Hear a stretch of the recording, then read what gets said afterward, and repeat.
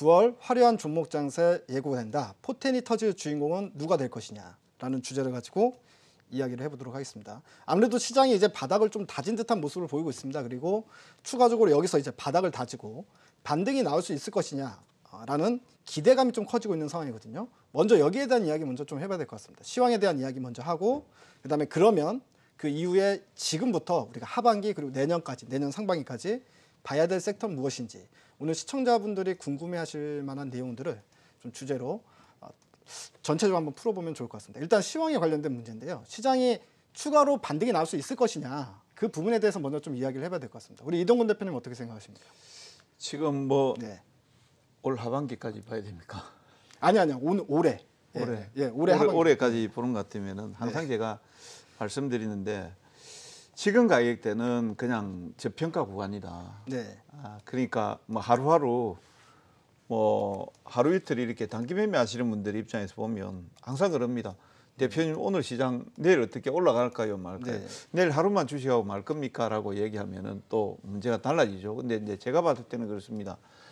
지금 현재 1969포인트 정도가 돼 있는데 지금 아마 PBR 기준에서 보면은 한 0.8283배 정도 될 겁니다. 예, 상당히 이제 좀 저평가 구간에 들어와 있다 이렇게 봐지고 있고, 그다음에 이제 뭐 물론 이제 불확실성 한일 간의 분쟁에 대한 내용들은 어차피 저는 10월달 되면 일본 왕 새롭게 즉위식을 가질 때 그 전후로 해서 저는 이제 봉합이 좀 된다고 보거든요. 그거는 좀 뒤로 저는 빼놨으면 좋겠다. 그다음에 이제 미중 간의 무역 분쟁에 대한 내용들인데 저는 올 연말까지 보고 있거든요. 어차피 뭐 트럼프 대통령도 지금 빨리 합의해줘봤자 또 한 1년 넘게 남아 있는 대선 기간을 관리를 해야 되고, 그다음에 중국 입장에서 보면은 또 빨리 해봤자 트럼프 대통령이 어떻게 변할지 모르니까 합의 안 할까. 그래서 아마 그 적정 시점이 저는 연말 정도로 보고 있거든요. 그걸 넘어가게 되면은 미국도 힘들고 중국도 힘들어지기 때문에 그 전까지는 무역 분쟁에 대한 내용들이 있지만 오늘 이제 보셨다시피 9월 1일부터 해서 뭐 지금 약 1,100억 불하고 750억 불에 대해서 막간세가 지금 이제 서로 주거니 받거니 됐지만 사실상 별로 흐름들은 움직임은 없었거든요. 그 뭐냐면은 이제 어느 정도 시장에 대한 변수로서의 어떤 강력한 모멘텀, 뭐 어떤 악재로서의 작용을 하는 거는 이제 시점이 좀 지나갔다. 이렇게 보고 있습니다. 그래서 약간은 이제 그 변수들이 이제 변수로서의 역할보다는 이제 상수로의 역할을 잡으면서 저점을 잡아주는 흐름들이다. 그래서 지금 시점에서 저는 이제 지수가 만약 연말까지 본다라고 하면 얼마 정도까지 올라올 것인가. 지난 6, 7월 달 2150 정도는 충분히 저는 올라간다 이렇게 보고 있고요. 단기로 본다 하더라도 지금 구간에서 이제 제가 변곡을 항상 말씀드리는데 그 변곡이 8월 6일 날 대변곡이 나왔고 그다음 8월 20일부터 해서 반등 변곡이 나오고 있는 과정이거든요. 거기에서 이제 9월 5일 전후로 해서는 주가가 현재 1969포인트인데 1980포인트 내외에서 왔다 갔다 할 것으로 보고 있고, 오히려 이제 저는 9월 달 추석 이후 저는 흐름들이 더 좋아진다고 보고 있거든요. 그렇게 봤을 때는 시간이 좀 걸릴 수 있지만 2,000포인트 충분히 도전한다. 이렇게 보고 있습니다. 긍정적으로 보고 있습니다. 그 추석 전후로 나눠서 말씀해 주시는 것 같은데 추석 전에는 사실 지금 현재 지수대에서의 어떤 좁은 박스권의 흐름, 그러니까 좀 횡보 흐름, 추석 이후에는 시장이 2,000포인트를 돌파하는 상승세가 나타날 수 있다. 예, 지금 그렇게 보고 있습니다. 왜 또 하나 좀 더 보태면 지난 금요일 날 오늘 이제 시장이 그래서 지수는 좀 잠잠했죠. 근데 금요일 날 상당히 이제 임팩트 있게 올라온 섹터들이 있습니다. 뭐 최근에 들어서 조선 섹터라든지 그 정유 섹터 같은 경우도 SK 이노베이션 S-오일이 한 5, 6% 가까이씩 급등이 나왔거든요. 예, 그런 것들이 이제 경기 민감주들, 대형 IT주들 같은 경우도 이제 바닥을 좀 잡고 세게 나왔단 말입니다. 그래서 경기 민감주 섹터들이 오늘은 좀 잠잠했지만 금요일 날 강하게 나왔던 거는 나름대로의 어떤 이제 이슈라든지 이런 내용들이 좀 주가에 좀 반영돼 있다, 불확실성이. 그렇게 보고 있는 거죠. 그것도 사실 이제 궁금증이 좀 생길 수 있는 부분인데 조선하고 정유업체가 바닥권에서 강하게 반등이 나왔을 때 사실 유가의 움직임은 별로 없었거든요. 유가가 이제 뭐 예를 들어서 반등이 나오면서 그들의 상승을 이끌었다거나 뭐 이렇게 된 게 아니라 그냥 올라온 거기 때문에 이것도 사실은 구체적으로 어떻게 해석을 하면 좋을까요? 예, 질문을 정말 잘 하셨습니다. 지금 조선이라든지 정유 섹터들의 반등은 업황 사이클로 보시는 게 맞아요. 네. 왜 그러냐면 국제 유가가 만약에 지금 뭐 100불 갔다, 뭐 80불, 90불 갔다 그렇게 해서 조선주가 올랐다, 정유 섹터가 정유 마진이 개선이 돼서 올랐다. 네.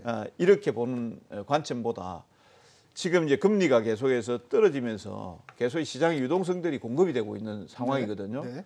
예, 그리고 이제 앞으로 이러한 내용들도 저는 더 공급이 된다 이렇게 보고 있습니다. 네. 그러면 이제 업황 사이클 자체가 지금은 완전히 지금 역금융 장세에서 네. 떨어지는 장세다 이렇게 봐야 되거든요. 네. 완전히 급락이 나오는 장세고 오히려 거기에서 이제 유동성이 공급되면은 항상 지금 아까 이제 조선이라든지 그다음에 소재라든지 이런 것들은 어떻게 보면은 대형 장치 산업 쪽이거든요. 네. 예, 그런 것들 같은 경우에는 업황 바닥권에서 유동성이 풀리는 시점에서 전조 현상을 해서 먼저 올라온다 이렇게 보거든요. 그럼 경기 민감주들이 움직임이 시작되는 걸 보면 시장도 예. 바닥이 왔다. 예, 저는 그렇게 바닥권이라고 이렇게 보고 있습니다. 네. 일단 뭐 시장에 대해서 긍정적으로 보시긴 하는데 일단 시차는 좀 작용한다라고 생각을 해주신 것 같습니다. 또 일본 문제는 10월 달쯤에는 이제 풀릴 거고, 그리고 미중 문제는 사실 이제 빨리 풀릴 이유는 없지만 좀 뒤에는 어찌됐든 풀릴 수 있다라고. 10월 달, 예. 12월 달 그렇게, 안으로. 이동훈 대표님은 그렇게 정리를 할 수 있을 것 같고요. 결국엔 시장은 좋다 이렇게 말씀해 네. 주신 것 같습니다.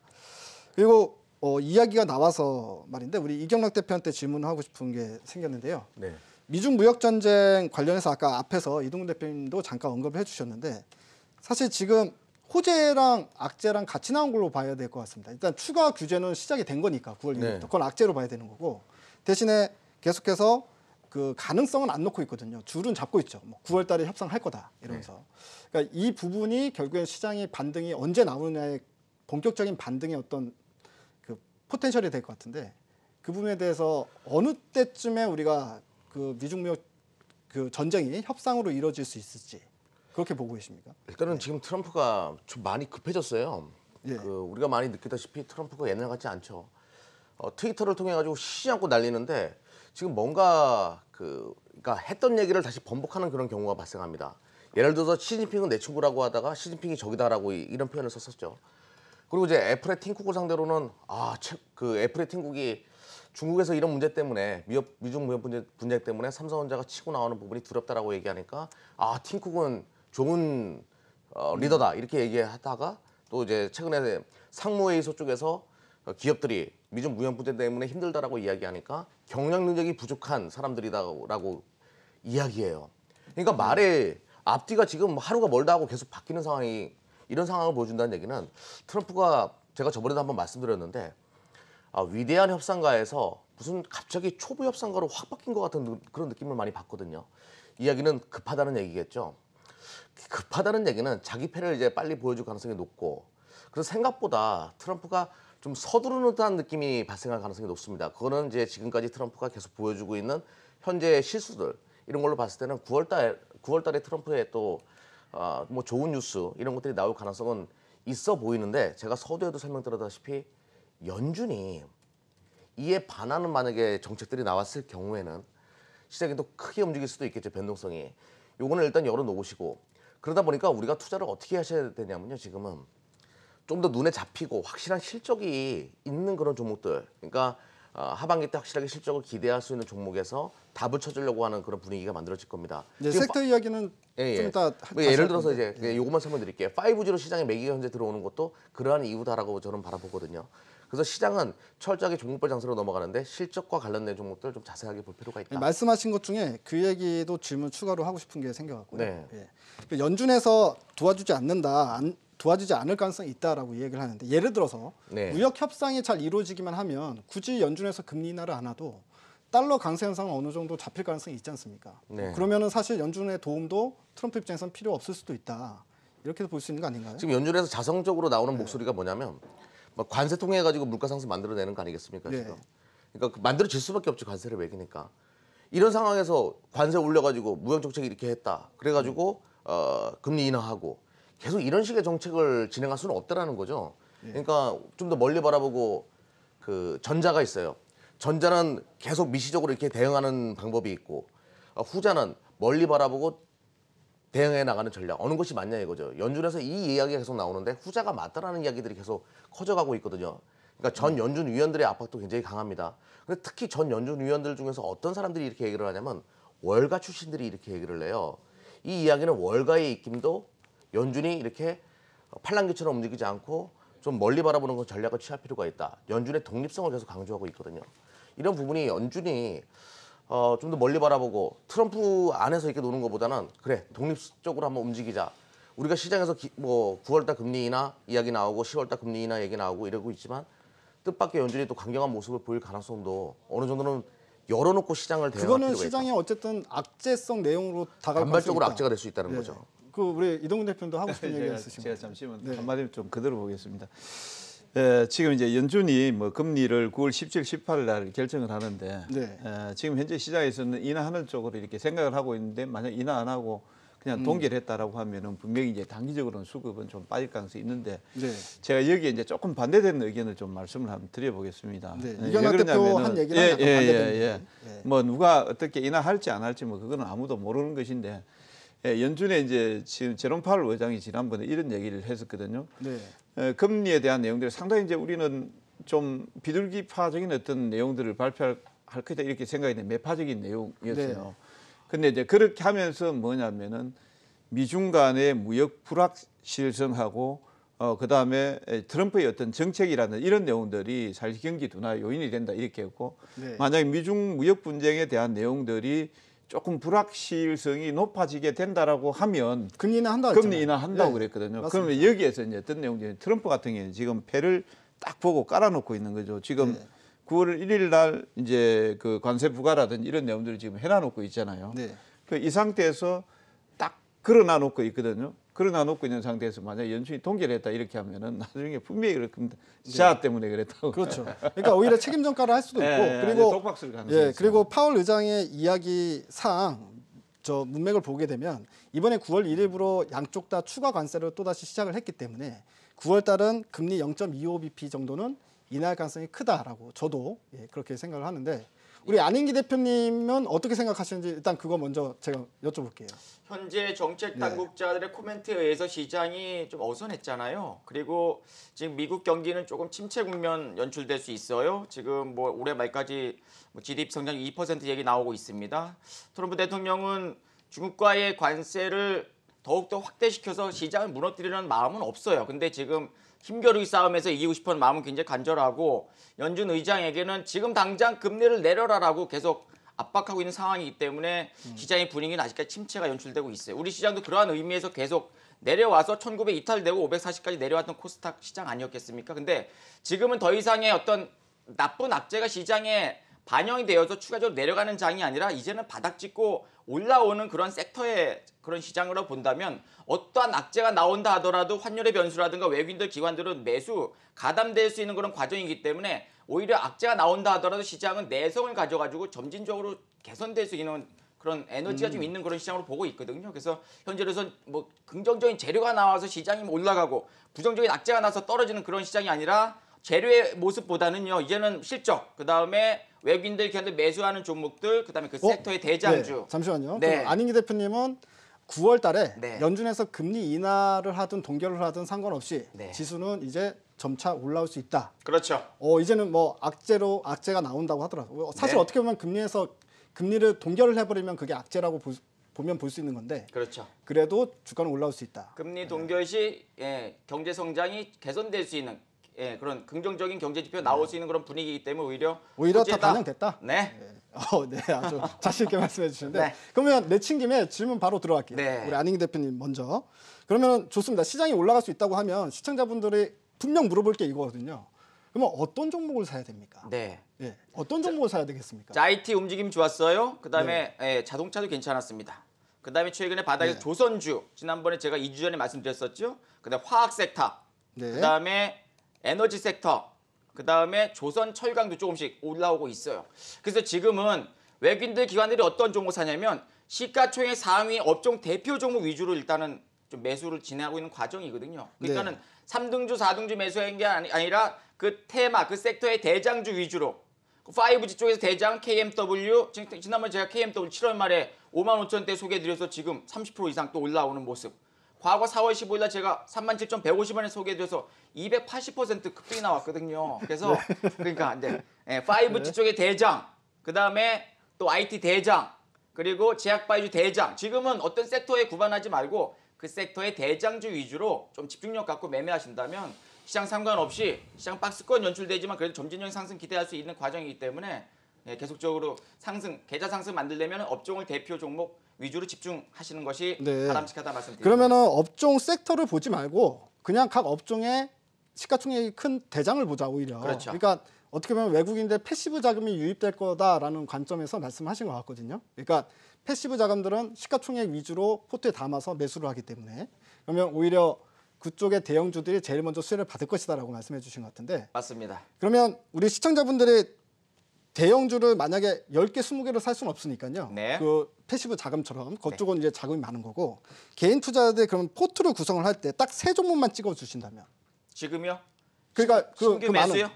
그렇죠. 매수를 할 때 어떤 종목으로 그 대형주 중에서 그러면 업종 대표주 중에서 자, 시장 상승이 세종만 전개된다면 네. 시장 상승의 2배 상승인 코덱스 레버리지 눌릴 때 매수하는 게 맞겠죠? 그다음에 IT 대형주 쪽에서는 SK하이닉스, 삼성전기 이런 종목들도 좋습니다. 네. 그다음에 유가는 점진적인 반등 연출될 가능성이 높다면 S-오일, 또 네. 삼성 SDI 지금 좀 조정이 있습니다만 또 올라갈 것으로 보여지잖아요. 그런 종목들 집중 전략 취하시고 또 현대 뭐 삼성중공업, 한국조선해양 이런 조선업종의 1, 2등주 위주로 집중하시고 그다음에 코스닥에서는 오늘 신라젠 같은 경우도 이제 단기적으로 한 번씩 트레이딩 전략 취해도 나쁘지 않죠. 그래서 세팅 시켜놓고 움직일 때 1분봉, 3분봉 거래대금 쓰면서 올라갈 적에 그때 집중력 갖고 대응하시면 네. 좋을 것 같습니다. 시장이 올라갈 거라고 생각하시지만 그래도 트레이딩 관점으로만 보자. 그러니까 종목들을 세팅을 해놓고 움직일 때 따라가면서 시장 올라가더라도요. 1박 2일 사실 코스. 네. 뭐 5% 올라가기 어렵잖아요. 지금. 우리 안인기 대표님은 네. 정말 너무 한결같아서 좋은 것 같습니다. 예, 항상 한결같이 우리 1박 2일 코스. 그러니까 증권계 1박 2일을 만들어야 된다. 전 그렇게 생각을 합니다. 우리 안인기 대표님이 필두가 돼서. 예. 이경락 대표도 따라서 들어가면 좋을 것 같고요. 이경락 대표는 어떤 섹터를 보면 좋겠다. 그런 거 있습니까? 제가 네. 그 주말에 아주 재밌는 거 하나 보여드릴게요. 자, 자료 한번 보자고요. 지금 이제 그 니켈 가격 동향인데요. 네. 준비되면 좀 띄워주시면 아주 재미난 거 볼 수가 있습니다. 니켈 가격이 이게 런던 거래소 상장되고 나서 네. 주간 최대폭 상승을 보여줬어요. 니켈이 어디서 쓰이는 거 다 아실 겁니다. 13% 올라갔습니다. 2차 전지 봐야 되겠네. 네, 2차 전지 쪽을 보셔야 된다. 13%면요. 절대로 작게 올라간 게 아니죠. 저도 이렇게 많이 올라간 건 처음 봤는데요. 네. 그러니까 분명히 이제 그 니켈에 대한 수요가 회복되고 있으니까 이런 상승 흐름을 보여줬을 것이다라고 바라보는 것이 맞겠고. 근데 오늘 아이러니하게도 ESS 화재로 인해 가지고 네. 그 2차 전지 관련된 종목들이 다 밀렸는데 네. 삼성 SDI가 마이너스 7.2%까지 떨어졌다가 마이너스 1.40으로 끝났습니다. 굉장히 크게 이제 반등이 나왔다는 얘기죠. 오히려 저가 매수에 들어왔다는 얘기죠. 그렇죠. 강한 매수가 들어왔죠. ESS보다 더 큰 전기차 배터리 시장이 지금 개화되는 거기 때문에 그런 흐름을 보여줬다라고 보시면 됩니다. 그래서 2차 전지가 하반기에 실적이 가장 좋아지는 섹터가 될 가능성이 높다라고 제가 항상 말씀을 드리는데요. 상반기 때는 뭐 5G 그리고 비메모리 반도체와 같은 기업들이 그 성장성과 또 실적이 받쳐주면서 주가가 올라갔는데 하반기에는 그 바톤을 2차 전지가 받아갈 가능성이 높다. 그 2차 전지를 말씀해 주셨는데 2차 네. 전지가 사실 상반기 때 실적이 주춤했잖아요. 네네. 네, 주춤했던 이유와 그럼 하반기 때 갑자기 드라이브를 거는 그 가장 큰 이유를 좀 명확하게 말씀드린다. 네, 상반기 때 안 좋았던 이유는요. 네. 작년 말에 진행됐던 그 ESS 화재로 인해 가지고 정부에서 원인 규명해야 하는 시간이 필요했습니다. 그럼 원인 규명을 하는 동안에 뭐가 발생했을까요? 그렇죠. 수주의 공백이 발생했죠.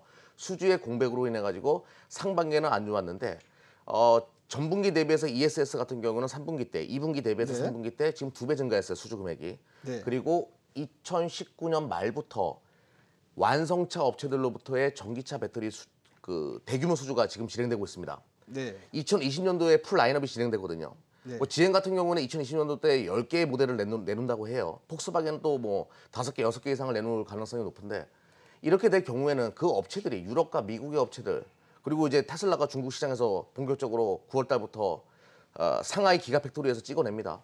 그러면 중국 업체들도 대한민국 배터리 써야지만 테슬라와 승부를 겨룰 수 있고 테슬라도 LG화학 거 쓰겠다라고 선언했어요. 이 선주 분량이 하반기 때 상당히 쏠려 있다는 얘기죠. 그리고 그렇죠. 2020년도 때는 그 부분에 있어서 이제 계속 누적 그 네, 수주량이 무슨 말인지 알 것 증가할 같고요. 가능성이 이제 제가 정리를 좀 해드리면 2차 전지가 2020년도에 신차 출시가 엄청나게 많이 밀려 있다. 그러니까 네네. 올해 하반기부터 수주가 본격된다. 뭐 이렇게 정리를 할 수 있을 것 같습니다. 시간이 없어서 죄송합니다. 말 끊어서. 네네. 이동근 대표님도 짧게 어떤 섹터를 지금 현재 보면 좋을까? 그것만 좀 말씀해 주시죠. 중간에 끊지 마십시오. 짧게 하겠습니다. 네.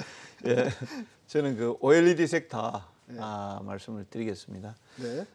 지금 뭐 전부 다 2차 전지하고 대형 IT 전체적으로 이렇게 두루 이렇게 말씀을 하셨는데 네. 제가 이제 OLED 섹터를 말씀드리고 있는 이유는 어차피 이제 화면 스크린 자체가 이제 그 CRT에서 PDP, PDP에서 LCD, LED, 그다음 OLED 이렇게 넘어가는 과정에 있거든요. 그러니까 이쪽에 설비라든지 소재라든지 이런 쪽에 투자는 계속 이어질 가능성이 있다 이렇게 보고 있고요. 네. 딱 뭐 일본도 규제하는 게 반도체하고 OLED 뭐 이런 쪽에 규제를 하고 있지 않습니까? 그래서 네. 그쪽에 장비나 소재 섹터 이런 쪽을 좀 장기적인 안목으로 좀 보는 게 좋겠다. 아까 우리 저 이경락 파트너께서는 전기차 쪽에 뭐 네. 아주 네. 대표적으로 이렇게 언급하셨는데 저는 OLED도 네. 좀 같이 좀 보시면 좋겠다. OLED도 이제 본격적으로 이제 투자가 시작이 될 것이다. 네. 그렇게 정리할 수 있을 것 같습니다. 자, 그러면은 오늘 안인기 대표님은 업종 대표주, 그리고 이경락 대표님은 2차 전지, 그리고 이동훈 대표님은 OLED를 관심 있게 보자라고 말씀해 주셨습니다. 자, 지금까지 이슈 J였습니다.